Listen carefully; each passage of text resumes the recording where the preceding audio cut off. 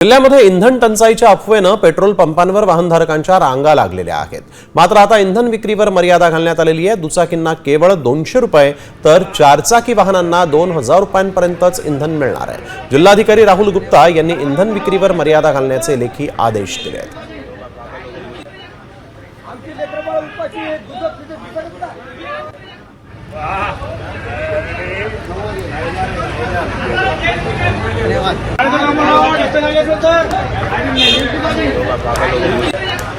आमची लेकरबाळ उपाशी दूध पिकत का आमची लेकरबाळ उपाशी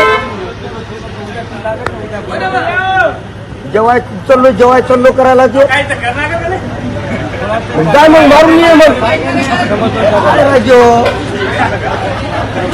काय तुमचं आणि तुम्ही स्वतः पेट्रोल का भरता डिझेल पेट्रोल डिझेल टंचाई आल्यामुळं हे आम्हाला शेतातली कामं सोडून लाईन मध्ये लागून डिझेल न्यावं लागत आहे।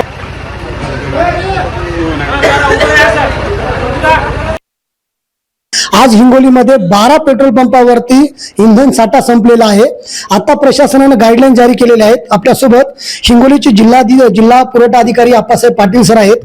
सर, नागरिकांच्या चुकीच्या अफवांमुळे पेट्रोलचा साठा संपला आहे।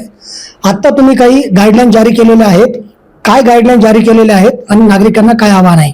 आता आपण साधारण 200 रुपयेपर्यंतचं पेट्रोल आणि 2000 रुपयेपर्यंतचं डिझेल वापरण्यासाठी किंवा उपलब्ध करून देण्यासंदर्भात पेट्रोल पंप आणि डिझेल पंप धारकांना सांगितलेलं आहे।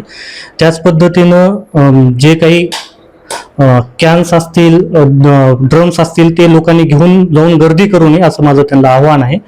आपण SP सरांच्या संपर्कात राहून तिथं कॉन्स्टेबल 1-2 कॉन्स्टेबलची पण नियुक्ती करतो, जेणेकरून काल ज्या पद्धतीनं पॅनिक्स लोकांनी तयार केलं ते होऊ नये। संदीप नागरे, साम TV न्यूज, हिंगोली।